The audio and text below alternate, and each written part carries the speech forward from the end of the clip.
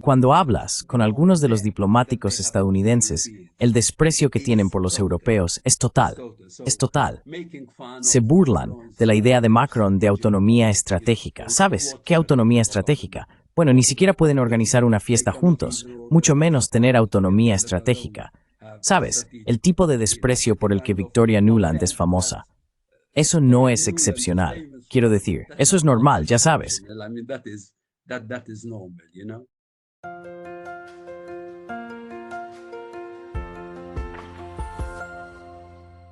Hello everybody.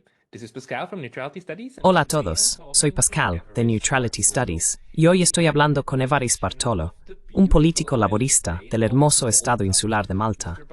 El señor Bartolo fue miembro del Parlamento de Malta durante 30 años y se desempeñó como ministro de Asuntos Europeos y Exteriores entre 2020 y 2022.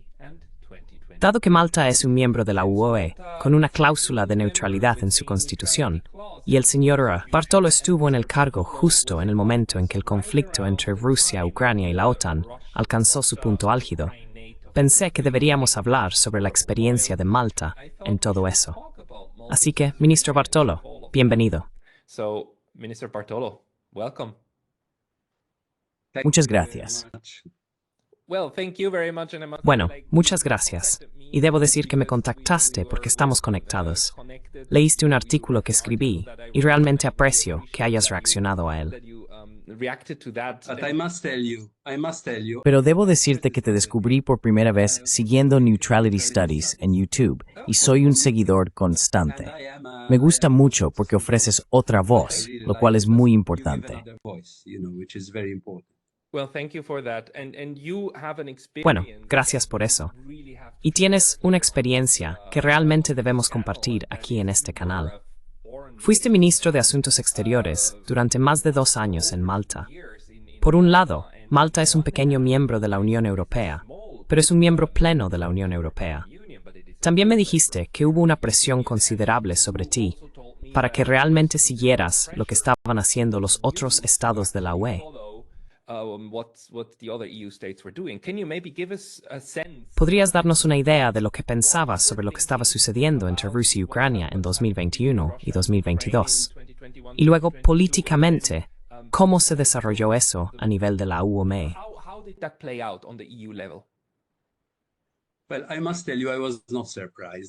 Bueno, debo decirte que no me sorprendió. Quiero decir, aunque me convertí en ministro de Asuntos Exteriores en los últimos 2 años de mi carrera política, había estado siguiendo los asuntos internacionales desde que era joven. Me habían dado algunas asignaciones para visitar en nombre del Partido Laborista y para conocer a diferentes personas, y así sucesivamente. El primer discurso, Pascal, que di a los diplomáticos que están basados en Malta cuando me convertí en ministro de Asuntos Exteriores fue: escuchen, vengo del Ministerio de Educación. Uno de nuestros mayores desafíos era el acoso. Sabes, hay acoso en el patio de recreo.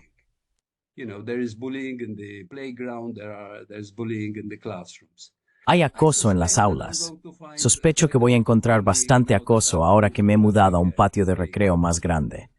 Y creo que algunos de ellos recibieron el mensaje y se acercaron a mí y me dijeron: ¿así que quieres respeto? Y yo dije: por supuesto que queremos respeto. No queremos ser acosados. Ahora, el tipo de acoso que tiene lugar en la Unión Europea, y no solo en la Unión Europea, en las relaciones entre diferentes estados, generalmente proviene de los sospechosos habituales, debo decir. Es de aquellos que han tenido una experiencia colonial.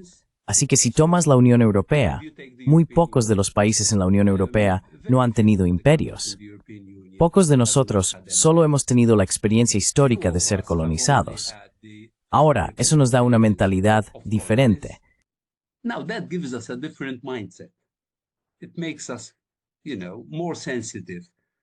Nos hace, ya sabes, más sensibles a lo que llamamos el sur global. En nuestro caso, como estamos en el Mediterráneo, somos muy sensibles a lo que está sucediendo en África, lo que está sucediendo en el norte de África y más allá. Pero especialmente, creo que desde 2004, cuando los estados bálticos y del este de Europa se unieron a la Unión Europea, el epicentro ha cambiado en la Unión Europea. Ha olvidado su vecindario del sur. África no existe. África no existe. Si analizaras lo que está en la agenda del Consejo de Asuntos Exteriores, es el vecindario oriental, y lo que está sucediendo en el Pacífico, y lo que está sucediendo con China, y un gran continente al lado de ti, que es un vecino, donde hay 3 africanos por cada europeo. Y nos estamos moviendo hacia un punto con el suicidio demográfico de Europa.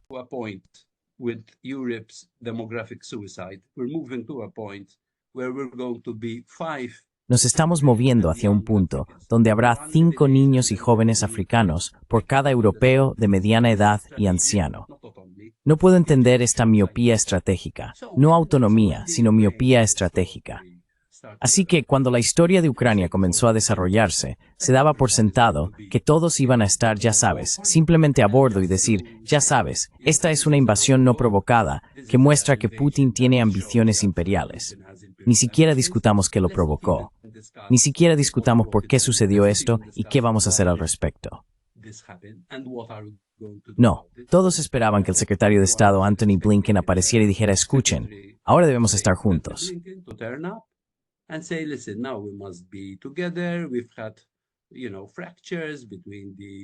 Hemos tenido, ya sabes, fracturas entre los Estados Unidos y la OUE, entre la OTAN e incluso dentro de la OTAN. Ahora es el momento de estar juntos, al menos. Recuerdo claramente esto. Al menos evitemos que la invasión tenga éxito durante los primeros 2 días. Al principio, había la impresión de que esta iba a ser una campaña muy corta por parte de Rusia.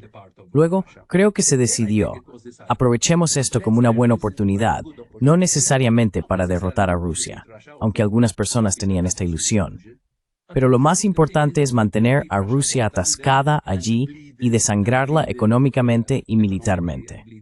Me sorprende incluso hoy, ahora después de 3 años que ya no estoy en el Consejo de Asuntos Exteriores, que de por sí es un foro de discusión muy superficial.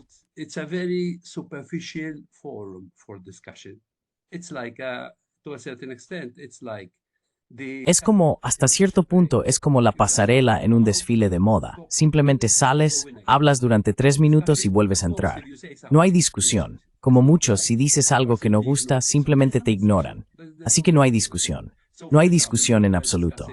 Por ejemplo, cuando estábamos discutiendo sanciones, nadie, ni siquiera de la Comisión, diría, pero ¿es el mundo solo la UE, el G7 y los Estados Unidos? Ahora, ¿qué pasa si presionamos a Rusia? Vamos a matar a Rusia porque no vamos a comerciar con Rusia. Vamos a sancionar a Rusia en nuestros términos. Pero no existe el 86% del resto del mundo. Existe la posibilidad de que lo que le quitemos a Rusia, Rusia lo busque en China, en India, en Indonesia, en otros lugares. Ni siquiera una discusión así.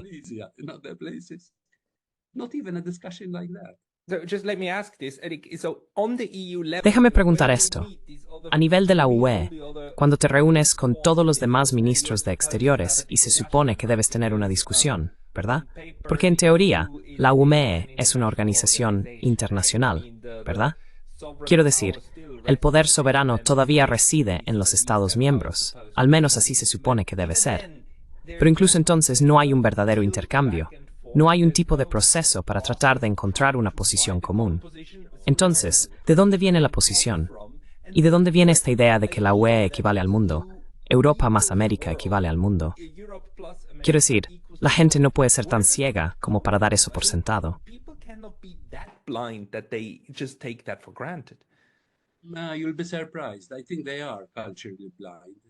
Te sorprenderás.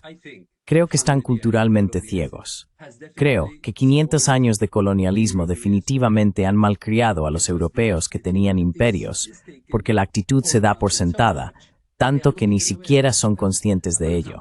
Por ejemplo, recuerdo haberle dicho a un amigo, ya sabes, incluso Borrell, a quien considero un amigo, y que considero que estaba tratando de ser decente en circunstancias muy difíciles, porque sé en lo que realmente cree, y lo que a veces tenía que decir eran muy diferentes.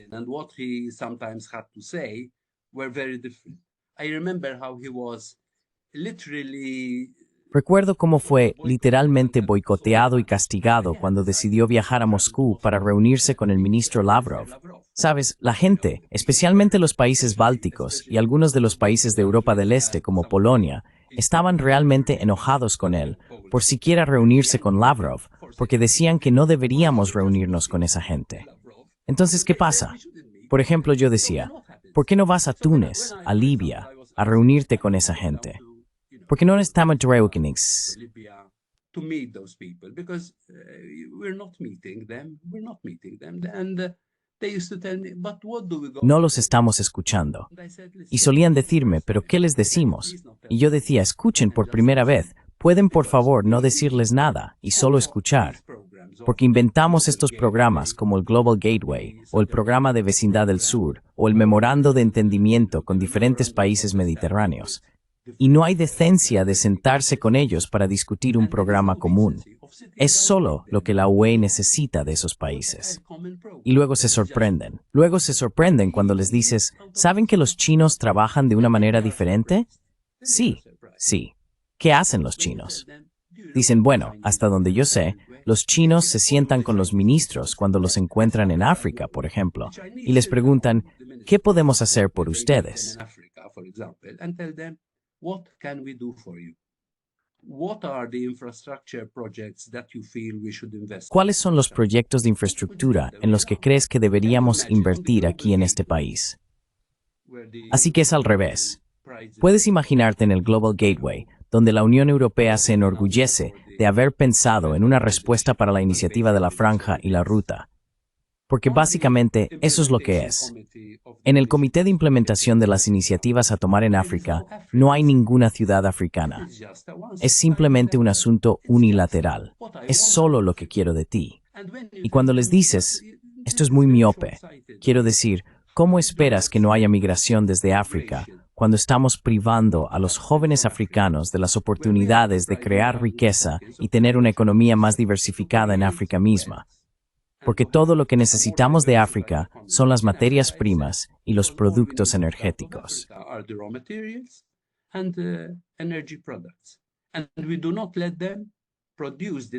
Y no les permitimos producir las cosas que necesitamos para que puedan crear empleos. ¿Cómo van a crear empleos?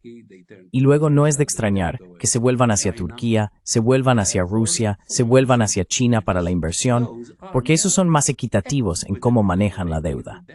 No es que sean ángeles y los europeos sean demonios. No estoy hablando de eso. Es solo una actitud completamente diferente sobre cómo manejar la deuda en otros países no europeos. Es justo decir que Europa, en este punto de la década de 2020, ha desaprendido total y completamente cómo hacer diplomacia como el arte de las negociaciones recíprocas con iguales.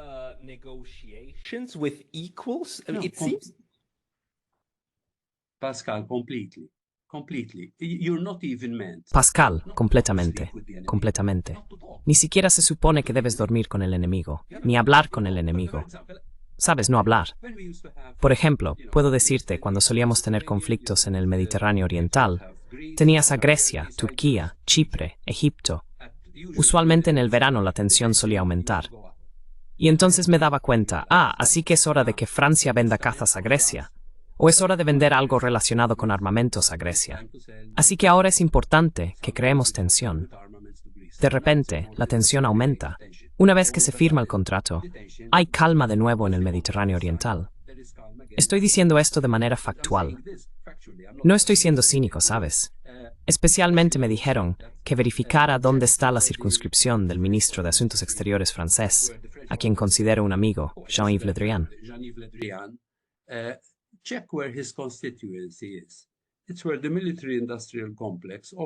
Es donde está el complejo militar industrial de Francia. Se le considera un traficante de armas muy capaz. Es el que, cuando se sienta con otros ministros de Exteriores, no va a discutir temas diplomáticos. Él dice, ya sabes, ¿qué te vamos a vender? Básicamente es como lo que sucede en la Conferencia de Seguridad de Múnich.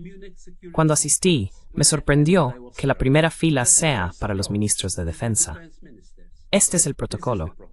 La primera fila es para los ministros de Defensa y la segunda fila es para los ministros de Exteriores y Finanzas. Ahora, no estoy diciendo que quisiera la primera fila, pero creo que es muy simbólico.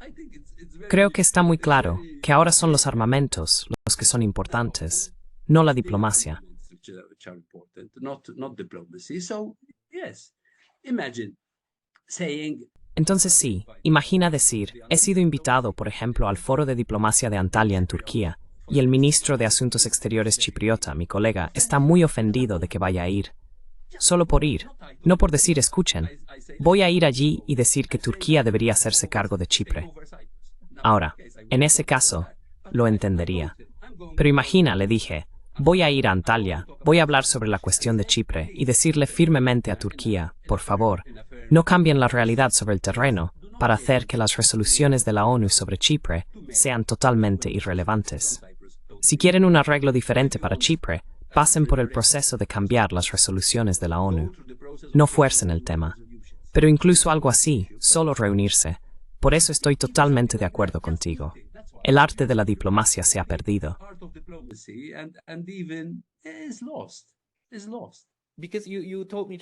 Porque me dijiste justo antes de que empezáramos que también tuviste una experiencia en la que algunas personas te dijeron que no te reunieras con el señor Lavrov y Wang Yi de China durante tu mandato, ¿verdad? ¿Podrías recordar esa historia? Pero quiero decir, puedes creer que ya sabes, desde la embajada estadounidense, habría presión sobre tu primer ministro en vísperas de ir a Moscú o en vísperas de ir a Chengdu. ¿Por qué va tu ministro de Exteriores a ver a Lavrov? Como si fuera a visitar una especie de colonia de leprosos de hace 200 o 300 años y trajera de vuelta una infección no solo a Malta sino a Europa. Pero ni siquiera reuniéndose, ¿sabes?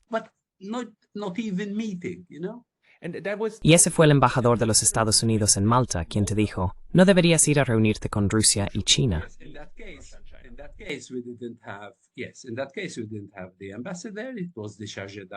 En ese caso, no teníamos al embajador, era el encargado de negocios, así que ella era la principal diplomática. Sí, y ella se opuso a mí. ¿Te lo puedes imaginar? Sabes, quiero decir, ni siquiera reunirse. Y recuerdo, quiero dejar esto claro. No estoy diciendo que todos los diplomáticos europeos se comportaron así. No, no estoy diciendo eso. Pero en este caso, estoy siendo muy específico. Sí, hubo presión para ni siquiera reunirse con Lavrov, ya sabes. ¿Y por qué eres tan amigable con Wang Yi? Imagina que en un momento se dijeron palabras como, por eso Malta ha sido incluida en la lista gris por el Gafi, porque tu ministro de Relaciones Exteriores tiene esta ilusión de llevar a cabo una política exterior independiente. ¿Sabes por qué quiere reunirse, ya sabes, con estas personas? Así que incluso reunirse, ya sabes, quiero decir, después de todo, durante la administración de Biden, hay contactos con China. Continuaron, pero las reuniones con Rusia se interrumpieron y esperaban que todo el resto del mundo hiciera lo mismo. Entonces, ¿para qué sirve la diplomacia?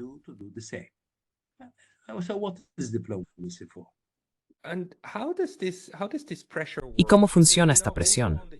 Porque también a nivel de la UE, en teoría para llegar a una posición de la UE, necesitas el visto bueno de todos los Estados miembros, ¿verdad? Entonces, digamos los paquetes de sanciones.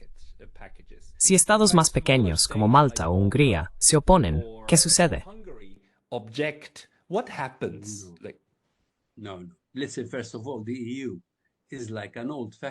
Escucha, en primer lugar, la UE es como un tren de antaño. Primera clase, segunda clase y tercera clase. En primera clase tendrías a Francia y Alemania. En segunda clase tendrías a España, tendrías a Italia y ni siquiera Polonia, pero posiblemente. Y luego el resto están en tercera clase. Viajamos en tercera clase y se espera que simplemente sigamos lo que ha decidido la sala de máquinas. Esta charla de ser iguales y de que todos somos una familia feliz, donde todos son tratados por igual. No, la realidad no es así. Para Malta, no creo que consideren salir de la UE. Pero ¿cuál es la atracción de ser parte de un club que solo te da órdenes?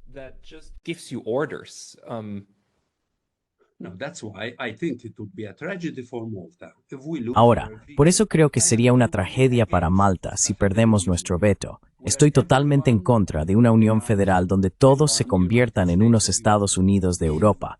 Si los Estados-nación pierden su voz, la pequeña voz que tienen ahora, entonces se perderá. Seremos una colonia de nuevo. En lugar de ser gobernados desde Londres, seríamos gobernados desde Bruselas. Así que esta idea de tener una toma de decisiones conjunta y que estés allí para participar en las decisiones que te afectan. Y aquí no estamos hablando simplemente de diplomacia y buenas relaciones.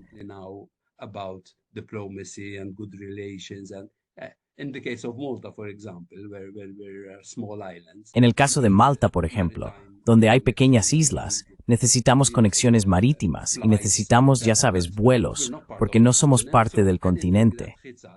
Así que cualquier cosa que nos afecte, por ejemplo, poner un impuesto a los aviones, para que, ya sabes, reduzcamos el efecto del cambio climático de la aviación, o poner cargos a los barcos que vienen a Malta con mercancías, son todas cosas que nos afectan si no participamos en ellas. Y si simplemente te dicen, ya sabes, compórtate, sigue esto y mi interés es más importante que el tuyo.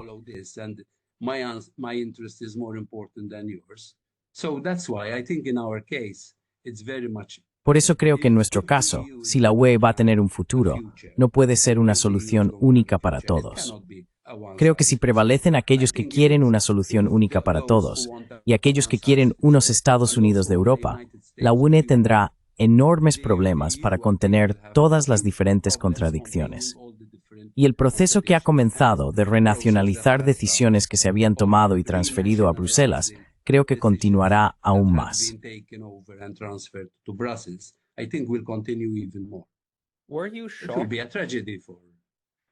¿Te sorprendió cuando, en vísperas de 2022, justo cuando estas operaciones militares especiales comenzaron y la guerra realmente estalló de la manera que la conocemos ahora, hubo esta decisión de la Comisión de la UE de que el espacio aéreo europeo, el espacio aéreo de la UE, estaría cerrado a Rusia? El espacio aéreo, por supuesto, no es prerrogativa de la UE, es prerrogativa de los Estados miembros. Pero eso se anunció y simplemente fue aceptado. ¿Te sorprendió que esto sucediera?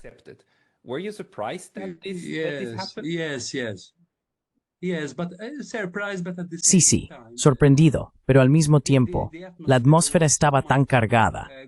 Es como si esto nos hubiera dado una oportunidad para demostrar que todavía contamos.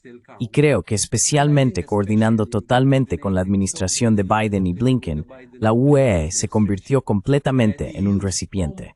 Podía notar cómo era su comportamiento, por ejemplo, el día después de que Estados Unidos se retiró de Bagram en Afganistán.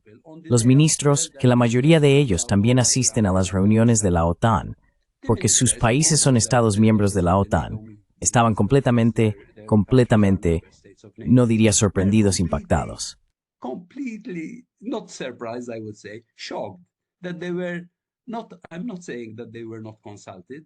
No estoy diciendo que no fueron consultados, ni siquiera fueron informados. Se enteraron por las noticias, como todos los demás que no son ministros, o aquellos que no son miembros de la OTAN. Así que este tipo de relación, muy subordinada, muy parecida a un vasallo, ya sabes, y la relación era tal que ni siquiera discutimos o damos retroalimentación. Simplemente sigues lo que viene de Washington. Esto era tan fuerte, me sorprendió que incluso países no pequeños, porque estamos acostumbrados a ver cómo tenemos que aprender a sobrevivir como países muy pequeños, pero ver a países como Alemania comportándose así, no lo podía creer.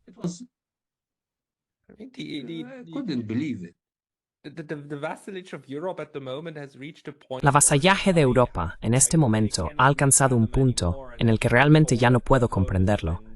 Y solo recuerdo ese momento cuando Joe Biden, antes de la guerra, antes de 2022, anunció junto a Olaf Scholz que Estados Unidos acabaría con Nord Stream si Rusia atacaba. Correcto. Y él simplemente se quedó allí y lo aceptó. Quiero decir, ni siquiera dijo nada.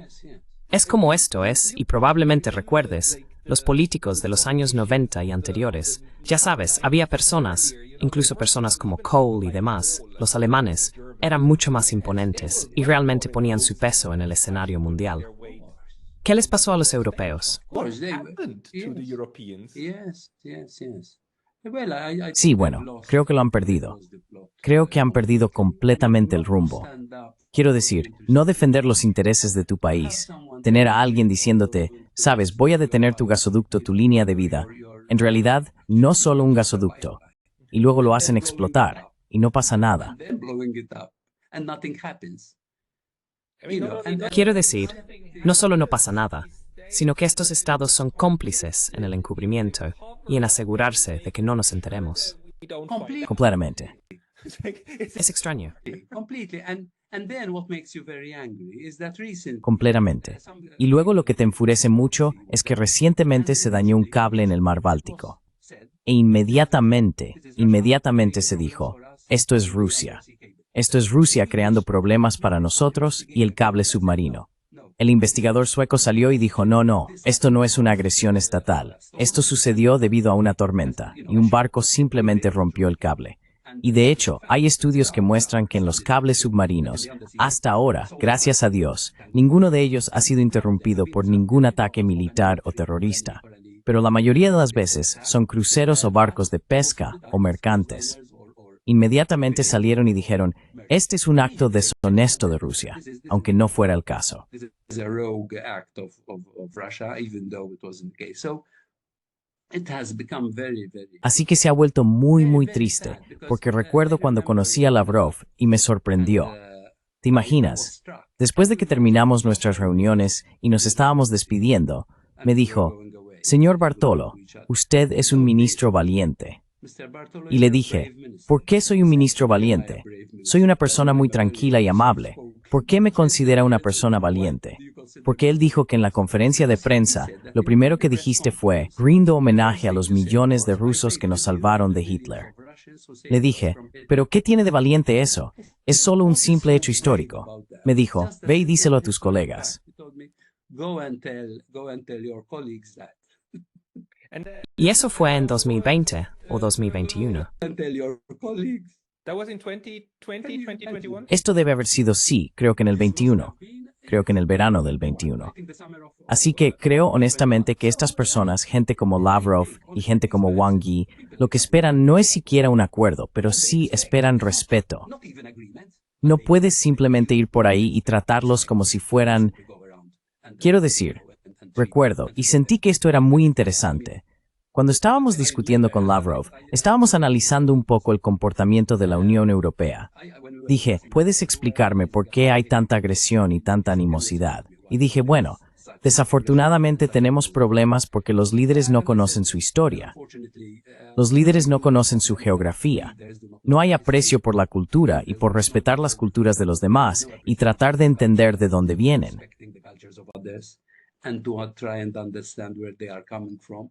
In classic diplomacy, these are the things that first you must. En la diplomacia clásica, estas son las cosas que primero debes aprender para poder sentarte con alguien y tener una conversación decente. Todo eso se ha perdido. Dijo, recuerdo cuando el presidente Prodi vino a nosotros para decirnos que los estados bálticos y los países de Europa del Este se van a unir. 8 de esa parte de Europa, 8 países se van a unir a la Unión Europea. Lavrov le dijo, bien, entonces vamos a tener otro club antirruso.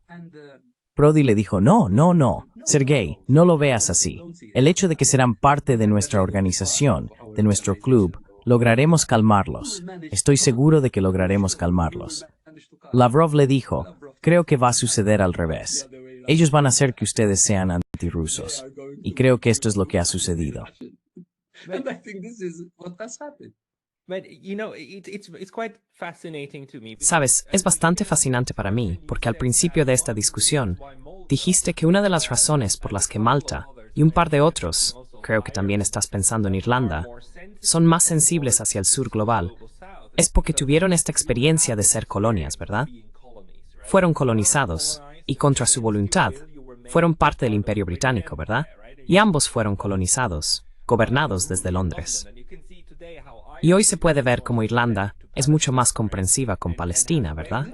Y tiene mucho más, como tú, como Malta, muchas más simpatías por lo que está sucediendo allí. Pero al mismo tiempo, los estados bálticos siguen gritando a todo pulmón que fueron colonizados por Rusia. Fueron colonias. Por lo tanto, saben cómo se siente esto. Y para no ser una colonia de nuevo, debes luchar contra Rusia, ¿verdad? Debes militarizarte y ser realmente un club antirruso.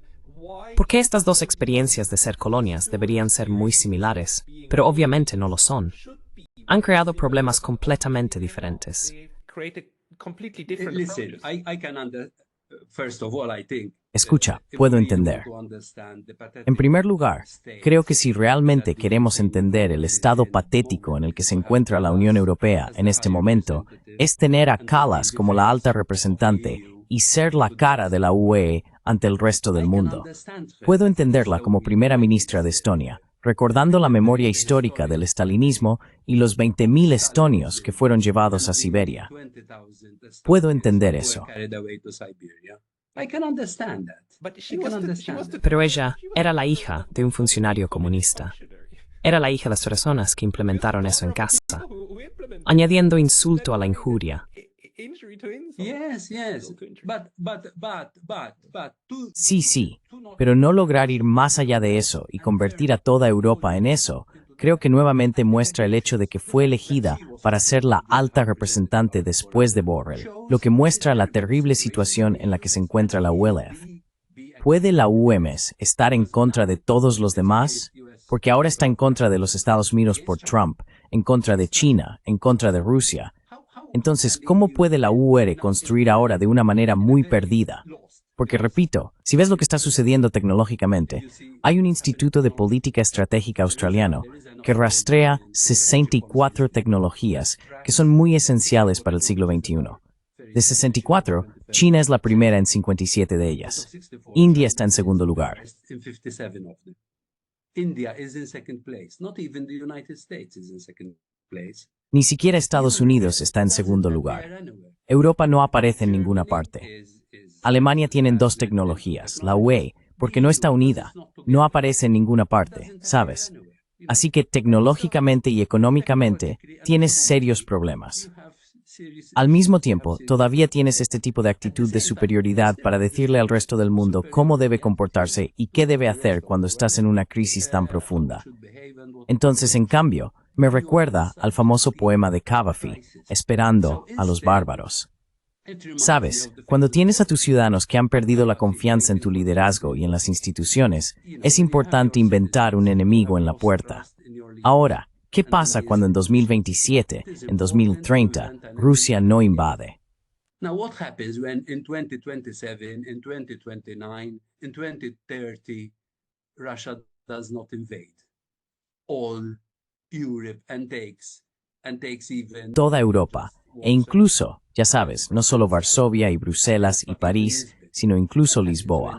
¿Qué pasa cuando en 5 o 6 años no ocurre ninguna invasión? Has estado diciendo a la gente que se prepare, que tenga suficientes provisiones para 72 horas, porque podríamos tener una guerra. Entonces, en cambio, es un poco como Trump, siento. En lugar de abordar tus problemas, culpa a otros. En el caso de Trump, principalmente culpa a China. En el caso de la Risu. Y si queremos ser fuertes, tomemos un atajo. Tengamos campañas militares. Pidamos dinero prestado. Hagamos militar industrial.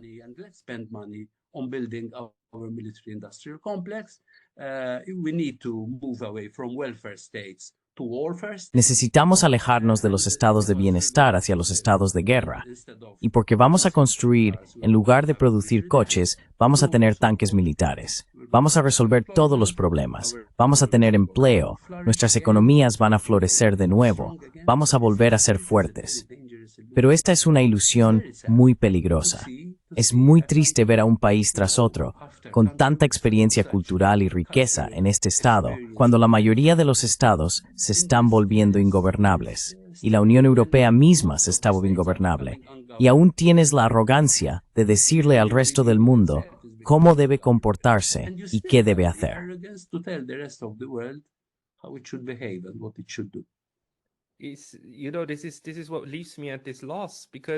Esto es lo que me deja perplejo, porque parece que no solo hay arrogancia, no solo el sabemos todo mejor y le diremos a todos los demás cómo deben comportarse. También hay una completa, al menos desde lo que veo, absoluta falta de una visión de cuál es un buen proceso hacia adelante. Toda la discusión en este momento en Europa parece girar solo en torno a la seguridad. ¿Cómo estar seguros? Pero no hay una visión de por qué estar seguros. Quiero decir, ¿hacia dónde ir? Entonces, está bien, no una guerra. ¿A dónde vamos sin una guerra, una vez que estemos seguros? war. So where do we go without the war once we are secure? Because at the moment it seems that really, Porque en este momento parece que realmente, ya sabes, la expectativa de una guerra parece crear, casi, aún no estamos en la euforia, pero estamos en un punto donde la gente casi la espera con ansias. ¿Quieres esa guerra? Esa es la explicación. that's the Yes, but Pascal, it reminds me a bit of Sí, sí. Pascal me recuerda un poco al poema de Tennyson, La carga de la brigada ligera. Sabían que iban a morir, pero él glorifica a esos soldados. No nos corresponde cuestionar por qué. Nos corresponde hacer y morir. Quiero decir, es terrible. Es terrible. Quiero decir, este es el año en el que deberíamos haber estado celebrando 50 años del proceso de Helsinki. La OSCE, que fue muy interesante según me dicen, también fue en realidad una iniciativa rusa y una iniciativa social en ese momento. Y logró persuadir lo participaron. at that time and managed to persuade others to go into it. It's dead. It's dead. We killed it. I mean, Está muerto. Está muerto. Lo matamos. Quiero decir, no murió. No murió por sí solo. Una vez que la Unión Soviética colapsó, una vez que el Pacto de Varsovia terminó, ¿por qué demonios deberíamos mantener la OTAN? ¿Por qué deberíamos decir, sabes, me siento fuertemente sobre esto?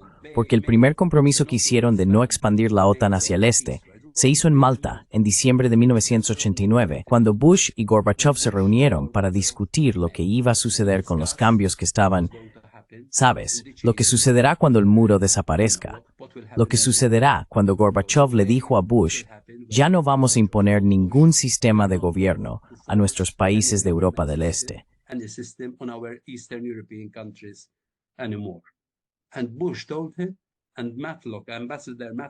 Y Bush le dijo, y Matlock, el embajador Matlock, dice esto, porque él estaba allí durante la reunión. Bush le dijo, no vamos a aprovechar esto. Y luego las cosas cambiaron. Ahora, esto es algo sobre lo que tanto los rusos como los chinos se sienten muy sensibles. Dicen, ¿con quién podemos negociar? Si un presidente te dice que no avanzaremos ni un centímetro hacia ti, el siguiente presidente cambia esa política y simplemente sigue adelante y lo hace. Es como si el declive de Occidente también estuviera incorporado en su sistema. Ciclos electorales muy cortos y sin continuidad. Creo que esta es una de las razones por las que hay tanta disrupción también, ya sabes, desde el punto de vista incluso de la Unión Europea.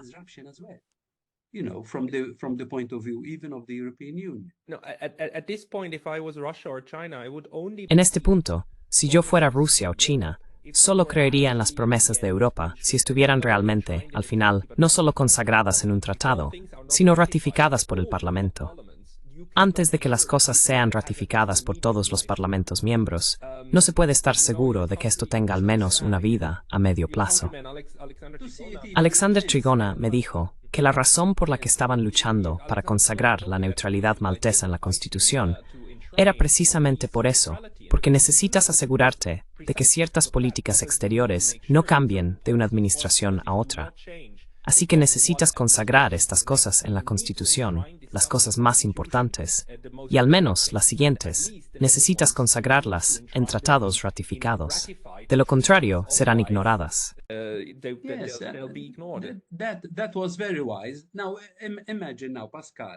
Eso fue muy sabio. Ahora imagina, Pascal, para ver cuán importante es esto. Así está en nuestra Constitución.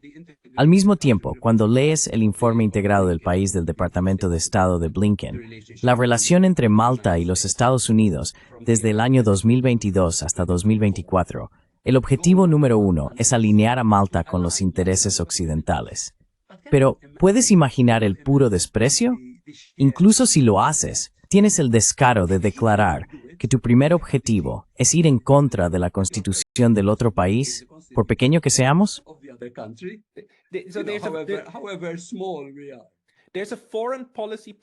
Hay un documento de política exterior en los Estados Unidos del Departamento de Estado que dice que un objetivo de la política exterior de Estados Unidos es socavar la Constitución de Malta.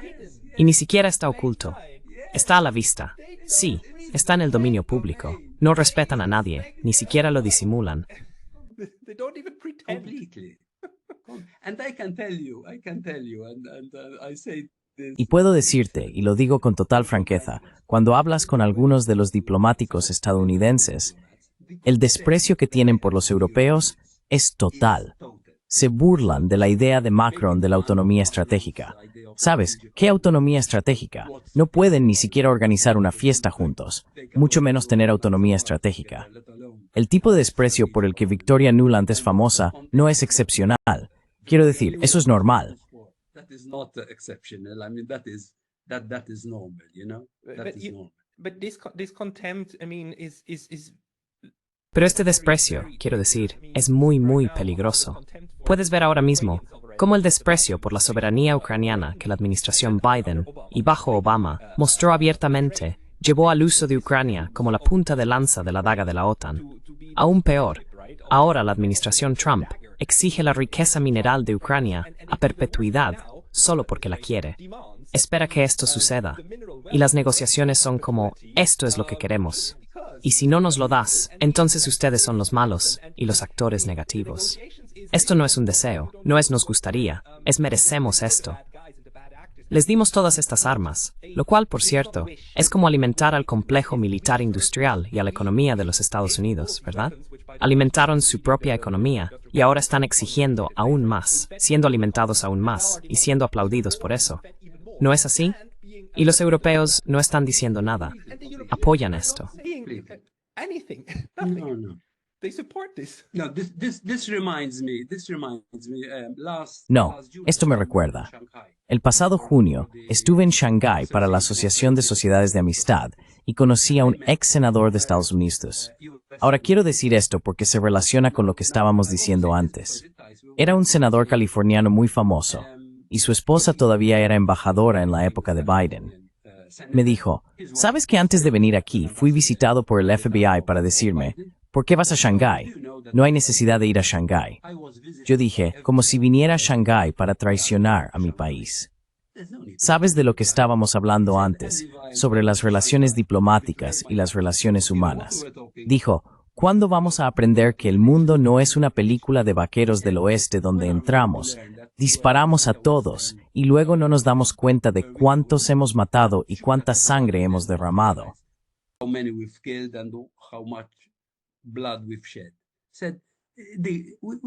Él dijo, nos hemos vuelto locos, este no es el camino. Y era un amigo muy cercano de Jimmy Carter, quien puedo decirte, era una persona que sí respetaba incluso nuestra soberanía. Recuerdo cuando visitó Malta, obviamente ya no era presidente, y tuvimos una cena privada juntos, incluso con el primer ministro de ese momento.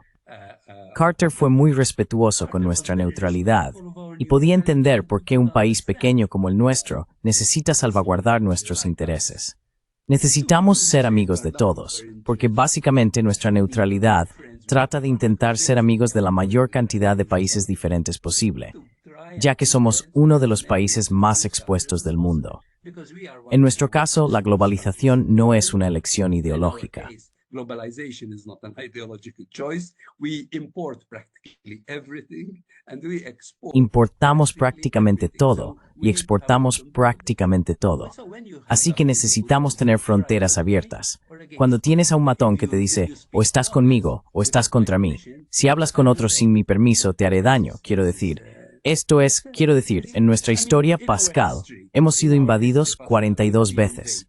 42 veces. Siempre por razones geopolíticas, no porque hayamos hecho algo malo, ya sabes. Es porque o nos querían a nosotros o querían privar a otros de nosotros.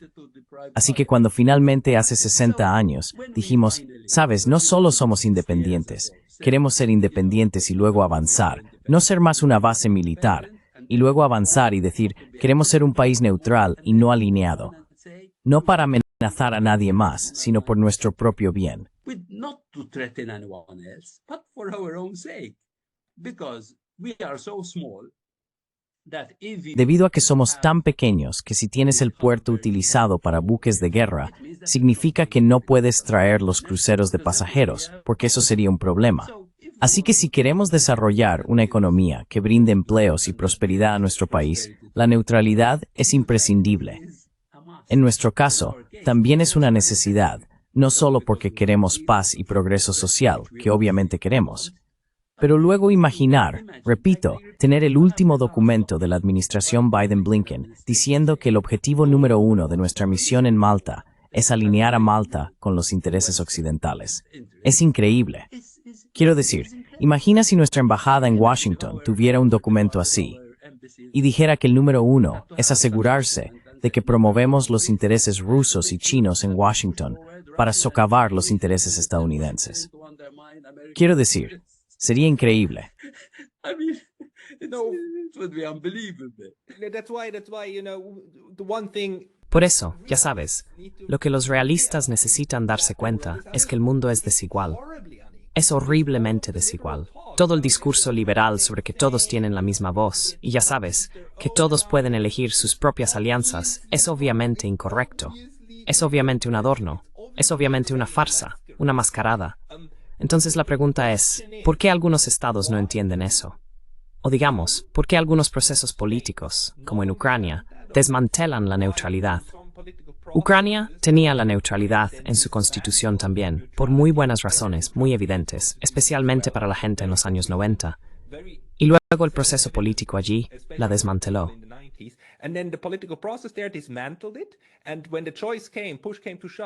Y cuando llegó el momento de elegir, cuando la situación se volvió crítica, los europeos, la UE, como Europa o Rusia, en realidad tomaron partido, también debido al golpe y demás.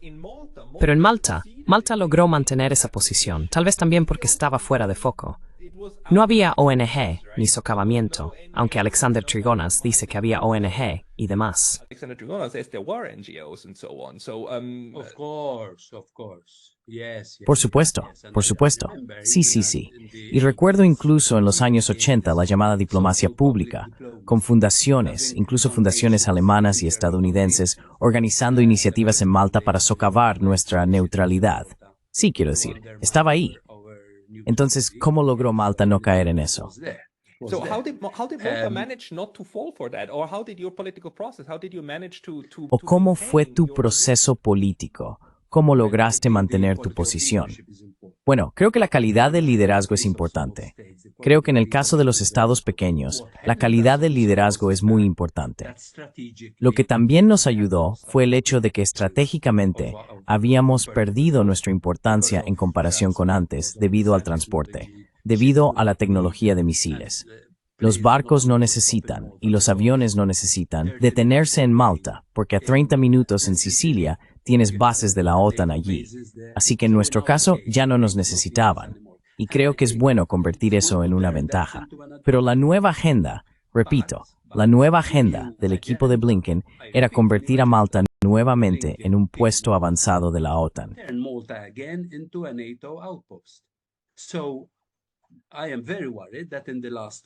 Estoy muy preocupado de que en los últimos 2 años hemos comenzado a socavar nuestra neutralidad, porque ahora somos miembros asociados en la Asamblea Parlamentaria de la OTAN.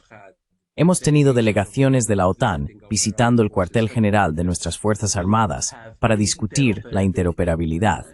Y ya sabes lo que significan esas bonitas palabras técnicas, interoperabilidad. No creo que nos necesiten como base, pero sí, como base logística, sí lo hacen. Porque si vieras el tamaño de la embajada estadounidense en Malta, y el tamaño de la embajada rusa en Malta, y el tamaño de la embajada china en Malta, es desproporcionado en relación con lo que necesitan tener en un país pequeño como Malta. Es obvio que son importantes en términos de lo que sucede en África. Y sé de lo que hablo.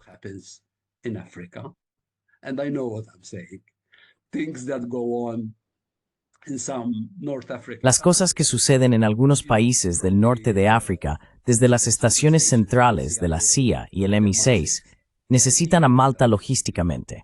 Sé de lo que hablo. Sé de ministros que van a visitar Trípoli o a visitar Túnez, pero vienen y duermen en Malta y tienen sus reuniones en Malta. Así que desde ese punto de vista, todavía somos, creo, estratégicos. Pero me preocupa que socavemos nuestra neutralidad nosotros mismos. Y ahí es donde veo la calidad del liderazgo. Tuvimos un hombre de visión. Dom Mintoff era un hombre de visión, ¿sabes? Y soñaba con nuestra neutralidad desde los años 50. No sé si lo sabes, escribió un artículo muy interesante sobre Malta siendo la Suiza del Mediterráneo. He actually said that, and he said that because De hecho, él dijo eso, ya sabes, y lo dijo porque nos daban por sentados. Recientemente estaba echando un vistazo a un documento histórico. Ahora estamos retrocediendo a la víspera de Navidad de 1953, imagina. En ese momento éramos una colonia y tenías al gobernador británico, que era el representante de la reina. Fue a tocar la puerta de la residencia privada del primer ministro y no lo encontró allí. Así que le dejó una nota y le dijo: Señor primer ministro, mañana tengo la intención de transmitir un mensaje de Navidad al pueblo de Malta. Por cierto, voy a decirles que Malta se convertirá en la sede mediterránea de la OTAN. Imagina, el primer ministro una vez que recibió esta nota, sí, esto es 1953, el primer ministro regresó y encontró esa nota. This is 1953. The prime minister got back and found that note. He got in touch with the governor and told him, yes. Se puso en contacto con el gobernador y le dijo: sí, por favor, transmite tu mensaje de Navidad al pueblo, pero no digas que vas a convertirte en la sede de la OTAN. Ni siquiera lo has discutido con nosotros, ni siquiera lo has discutido con el gobierno. Y el gobernador dijo: ustedes son nuestra colonia. Estos son asuntos reservados. Los malteses no tienen nada que ver con cómo se utiliza su país en asuntos militares estratégicos internacionales. Y la OTAN se trasladó a Malta sin ningún acuerdo. E incluso a la Sexta Flota se le dieron instalaciones por parte del gobierno imperial británico en Malta, sin ningún acuerdo y sin consultar o siquiera molestarse en decirle al pueblo maltés lo que estaba sucediendo. To tell the Maltese people what was happening. In fact, one of the first actions that Dom De hecho, una de las primeras acciones que tomó Dom Mintoff en 1971 cuando volvió al poder fue decirle a la OTAN que se fuera. Dijo: no tienen acuerdo, no tenemos un acuerdo escrito con ustedes. Vinieron aquí, ya saben, porque fue su iniciativa hacerlo, y se impusieron sobre nosotros. Ahora váyanse. Y de hecho la OTAN se fue en 1971. Me preocupa que podamos socavar este legado, y no por propósitos folclóricos o nostálgicos, sino porque creo que en el mundo de hoy necesitamos nuestra neutralidad más que nunca. Lo cual, repito, significa tener las mejores relaciones posibles con Estados Unidos, con China, con Rusia, con India, con Turquía, con Grecia, con Francia, con Gran Bretaña. Saben, no soy antiamericano, ni antioccidental, ni nada por el estilo.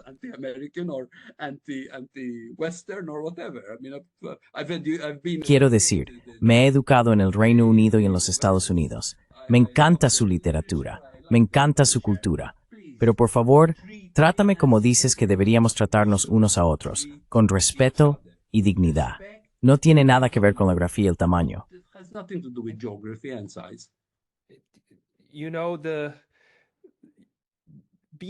Sabes, ser amigo de todos como definición de neutralidad. ¿Sabes quién fue el primero que encontré que dijo eso? El primero en la historia. ¿Quién fue Pascal? Tucídides. ¿Quién fue? Tucídides en el diálogo meliano define la neutralidad como ser amigo de todos y enemigo de ninguno. Sí. Pero esta neutralidad necesita construirse en tiempos de paz y necesita hacerse en momentos en que puedes construir las instituciones, ¿verdad? Porque en el momento en que te conviertes en el punto focal de la agitación geopolítica, entonces es demasiado tarde. Así que necesita construirse en tiempos de paz o relajación.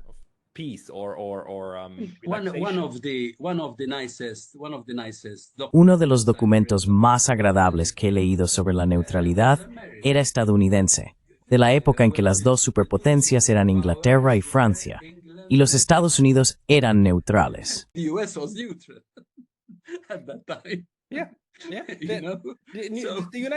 Estados Unidos tuvo una política de neutralidad durante 150 años, y le sirvió tan bien. George Washington declaró la neutralidad de St. Mills, porque St. Mills era una pequeña excolonia.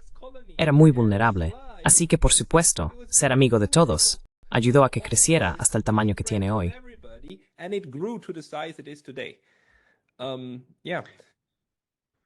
Sí, sabes, y repito, somos personas. Somos, aunque pequeños, no un peón.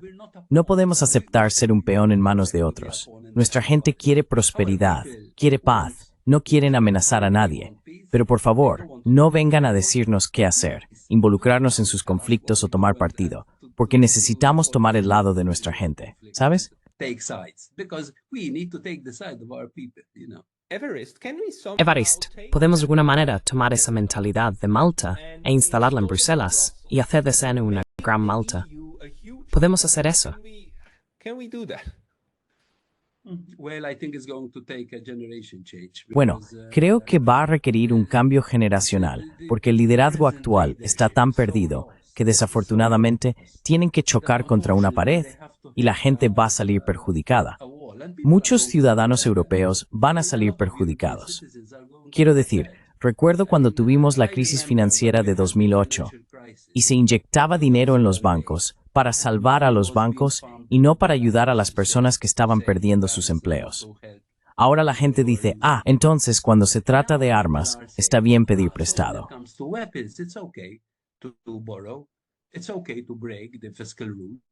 Está bien romper las reglas fiscales para armamentos, pero para la gente, no. Y la gente resentirá esto. La gente resentirá esto. Quiero decir, estoy seguro de que se están llevando a cabo encuestas que no se están publicando, ya sabes, haciendo preguntas como ¿qué tan preparados están para ir a la guerra?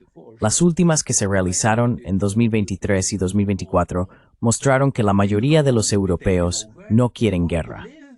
No quieren ser conquistados. Quieren vivir en paz y dignidad con los demás. Pero esta idea de crear tanto odio, tanta fobia, hasta Tchaikovsky tiene la culpa. Incluso, ya sabes, no toques música rusa. Don't play any Russian music. Don't talk about Russian literature. No hables sobre la literatura rusa. Quiero decir, esto es una bancarrota moral, una bancarrota cultural. Estamos en el mismo continente. Estamos en el mismo continente euroasiático. Si no queremos ser totalmente irrelevantes, tenemos que construir relaciones decentes con nuestros vecinos. Este era el sueño de la OSCE que funcionó tan bien. Es una pena que ahora se haya reducido a lo que es ahora. Es una pena. Es una pena.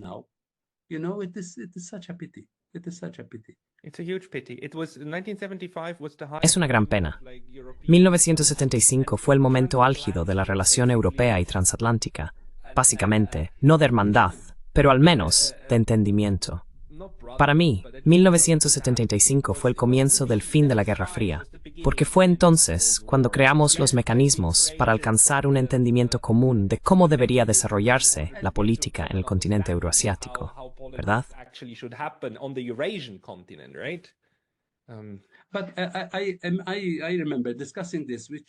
Pero recuerdo haber discutido esto con Charles Michel, el presidente del Consejo de la UNSMEUR, quien tenía la idea de crear una mini conferencia, una especie de mini CSCE, reuniendo a Egipto, Francia, Turquía y Chipre para discutir el tema del Mediterráneo Oriental. ¿Sabes? Fue rechazado, porque recuerdo haber discutido un concepto muy interesante con Michel. Esto nunca se ha hecho público. With Michel. This has never been made public. We talk a lot of the common foreign and security policy. Hablamos mucho sobre la política exterior y de seguridad común.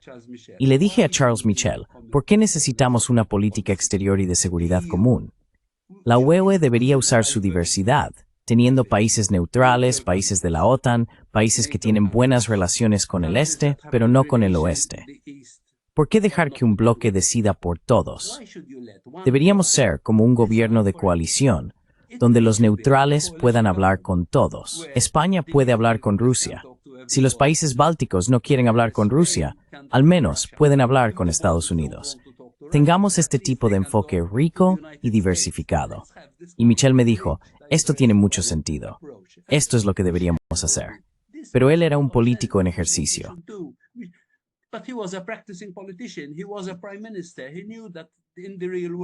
Era un primer ministro. Sabía que en el mundo real hablas con todos y tratas con todos. Eso se ha perdido. Eso se ha perdido. Es como si hubiera una especie de mentalidad de búnker en Bruselas, porque es un búnker, una mentalidad sediada. Es una mentalidad de búnker, no solo respecto a Rusia, sino respecto al resto del mundo, diría yo. Es una mentalidad de búnker, ya sabes. Y en lugar de discutir cómo reconstruir nuevas relaciones, no relaciones inferiores, sino relaciones iguales con el resto del mundo, está en el interés de esta parte del continente, que se está volviendo más irrelevante que otras.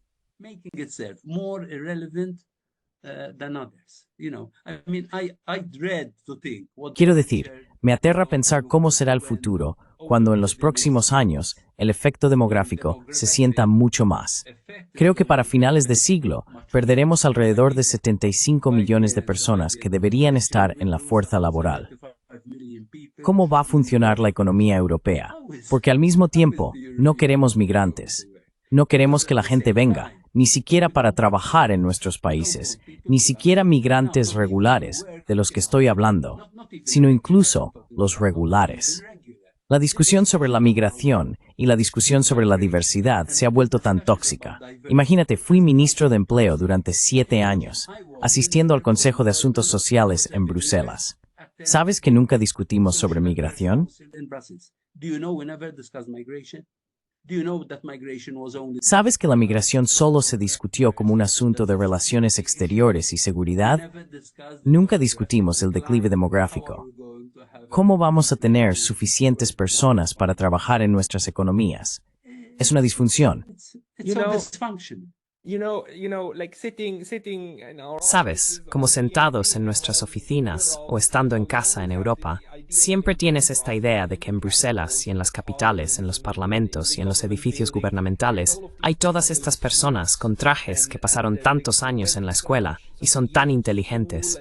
Y al final del día, hay un sistema para todo y las cosas están cuidadas. Pero no es lo que es. Es un búnker y un circo. Es un búnker de circo. Y la gente puede perder completamente de vista lo que es realmente importante si no tienes procesos adecuados para evaluar la prosperidad de la nación y lo que se necesita para lograrlo.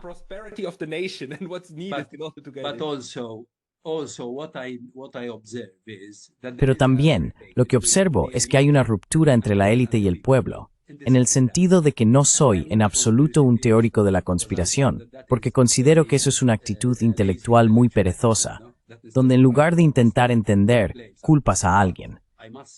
Pero debo decir que muchos de estos jóvenes ministros de Asuntos Exteriores, me atrevería a decir, cuando pasan unos años en ese cargo, ya están pensando, ahora, ¿a qué grupo de expertos me van a proponer?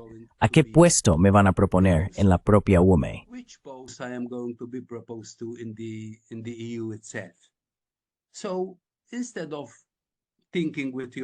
Entonces, en lugar de pensar con tu mente y decir lo que piensas y contribuir a una discusión, también estás planificando tu avance profesional. Creo que por eso en política necesitamos una mezcla de generaciones.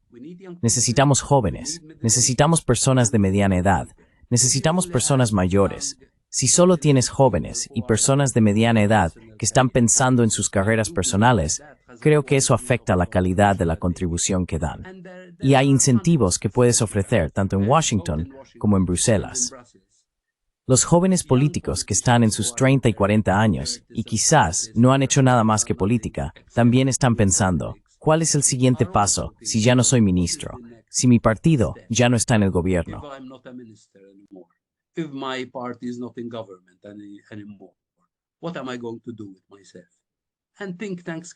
¿Qué voy a hacer conmigo mismo? Y los think tanks son útiles, y las instituciones son útiles, y los enviados especiales son útiles. Y eso trae, ya sabes, control.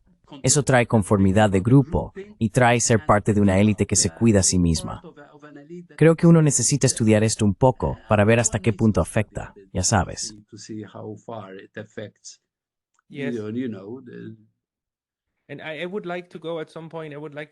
Y me gustaría en algún momento entender las diferentes psicologías de las personas.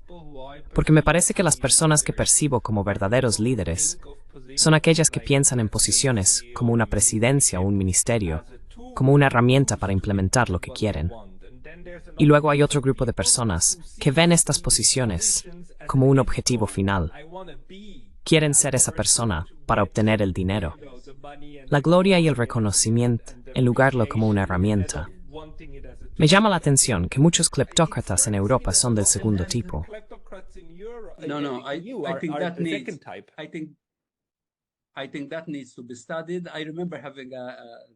Creo que eso necesita ser estudiado.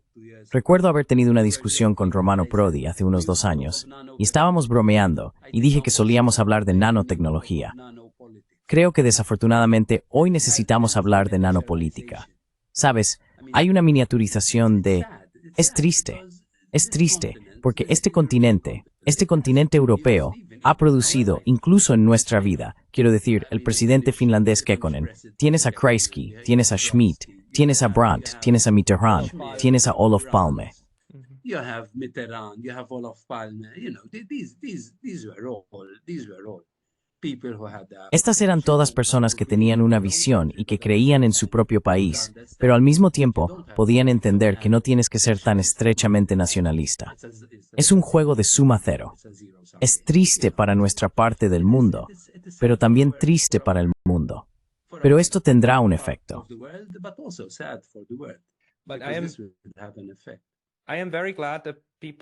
Estoy muy contento de que personas como tú, que fueron parte de este proceso, también hablen de ello y que podamos obtener información de primera mano. Así que, Evarist, muchas gracias por tu tiempo y por tus perspectivas. ¿Publicas en algún lugar? A la gente le gustaría leer más de ti. ¿A dónde pueden ir?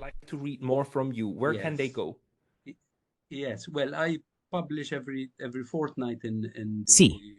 Bueno, publico cada 15 días en el Times of Malta, que está en línea y disponible. Todos los días también pongo una publicación en Facebook, que creo que voy a empezar a poner en inglés también, no solo en maltés. Uso el maltés. Es un idioma semítico muy interesante, el único idioma semítico en Europa. Muy interesante. Pero debería empezar a ampliar la audiencia. Envíame los enlaces. Los pondré en la descripción de este video y también se lo haré saber a todos. Sí, gracias. También tengo un sitio web donde publico mis discursos y artículos. Muchas gracias. Sigue con el buen trabajo. Gracias, como tú, hablando con todos. Tú también, Evarist. Estaremos en contacto. Gracias por tu tiempo hoy. Gracias, todo lo mejor.